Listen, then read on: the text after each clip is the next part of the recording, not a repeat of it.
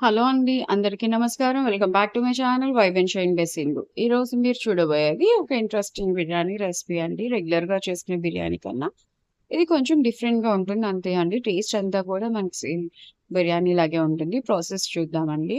First ఒక glass basmati rice తీసుకున్నానండి.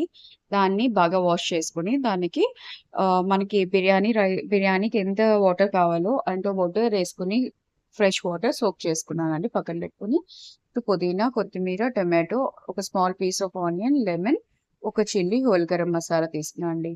ఇది ఆల్రెడీ మధ్యాహ్నం ప్రిపేర్ చేసుకున్న కర్రీతో నేను బిర్యానీ చేసుకుంటున్నానండి. నాకు బిర్యానీ తినాలనిపించింది నైట్‌కి. ఇంకా కర్రీ కర్రీయే ఉంది కాబట్టి నేను బిర్యానీ చేశానండి. కానీ ఇది ఫస్ట్ టైమ్ ఏం కాదు. చాలా బావుంటుంది రెసిపీ. ఒకసారి మీరు కూడా ట్రై చేయండి. ఫస్ట్ హోల్ గరం మసాలా కర్రీలో మనం ఆల్రెడీ అన్ని మసాలాలేసుంటాం కాబట్టి, హోల్ గరం మసాలా బిర్యానీకి కావాల్సింది మటికే నేనిక్కడ యాడ్ చేస్తున్నానండి. Only small piece of onion, 1 chilli, ఒక టమాటో ఏసుకొని బాగా అన్నీ వేయించుకోవాలండి. అవి బాగా వేగిన తర్వాత పుదీనా, కొత్తిమీర వాష్ చేసుకొని, పక్కన పెట్టుకున్నది కూడా యాడ్ చేసుకొని బాగా మిక్స్ చేసుకోవాలండి. అవన్నీ కూడా బాగా మగ్గినాయి అనుకున్నప్పుడు మనం కర్రీ ఏదైతే గ్రేవీ కర్రీ మనం ప్రిపేర్ చేసుకొని ఉన్నదో, ఆ లెఫ్ట్ ఓవర్ కర్రీ అంతా కూడా దాంట్లో ఏసేసుకున్నానండి. అది ఏసుకొని బాగా మిక్స్ చేసుకోవాలండి. ఒకసారి అవన్నీ కూడా బాగా మిక్స్ అయినాక కూర కొంచెం దగ్గరికొచ్చింది అనుకున్నాక మనం కొంచెం కర్డ్ యాడ్ చేసుకున్నానండి ఈ స్టేజ్‌లో. ఒక 2 స్పూన్స్ ఆఫ్ కర్డ్ ఏసుకొని ఇది కూడా బాగా మిక్స్ చేసుకోవాలండి. బాగా మిక్స్ చేసుకోవడం వల్ల హ్మ్. ఫ్లేవర్స్ అన్నీ కూడా బాగా ఇదవుతాయి. పెరుగేయటం వల్ల ఒక కమ్మదనం వస్తుందండి బిర్యానీకి. ఇప్పుడు ఏదైతే మనం బాస్మతి రైస్ సోక్ చేసుకున్నామో అదే వాటర్ 1 ½ గ్లాస్ వాటర్ ఇక్కడ నేను తీసుకున్నానండి. 1 గ్లాస్ రైస్‌కి. ఇంకా ఎక్కువ తీసుకోకండి. ఆల్రెడీ రైస్ సోక్ చేసుకున్నాం కాబట్టి 1 ½ గ్లాస్ ఇంకొంచెం తగ్గించుకున్నా కూడా పర్వాలేదండి. కానీ 1 ½ గ్లాస్ నేను తీసుకున్నానండి. ఇక్కడ ఆ వాటర్ పోసుకున్న తర్వాత మనం ఒకసారి మిక్స్ చేసుకున్నాక వాటర్ కొంచెం మరగనివ్వాలండి. ఇప్పుడు కొంచెం గరం మసాలా కూడా యాడ్ చేసుకున్నాను ఇక్కడ. ఎక్కువ వేసుకోవద్దండి కర్రీలో. మీరేసుకున్న దాన్ని బట్టి మెజర్‌మెంట్ చూసుకొని ఏసుకోండి అని తగ్గితే. లేదంటే సరిపోతుందనుకోండి ఏం యాడ్ చేయొద్దు.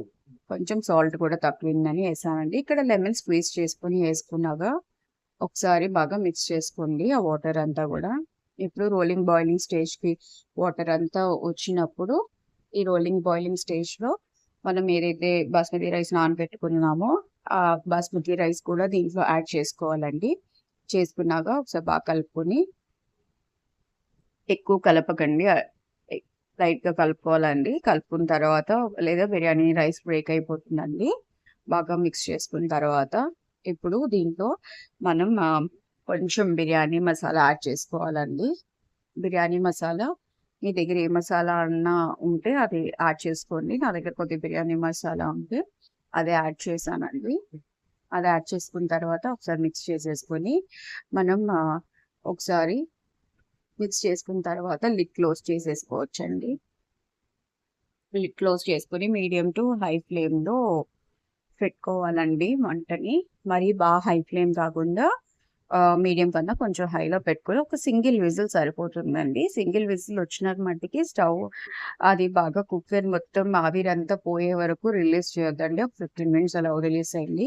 ఇప్పుడు లిడ్ ఓపెన్ చేస్తే మనకి ఎంతో టేస్టీ బిర్యానీ రెడీ అవుతుందండి. ఇది చాలా బాగుంటుంది. ఒక్కసారి ట్రై చేయండి. ఎప్పుడైనా బిర్యానీ తినాలనిపించి కర్రీ బిర్యానీ తినాలనిపిస్తుంది. ఇలా చేసుకొని చూడండి. చాలా టేస్టీగా ఉంటుంది. హ్మ్. ఇది గనుక మీకు నచ్చినట్టయితే తప్పకుండా షేర్ చేయండి, లైక్ చేయండి. ఛానెల్‌కి బెల్ ఐకాన్ క్లిక్ చేయండి. Please do like, share and subscribe to my channel. Thanks for watching the video.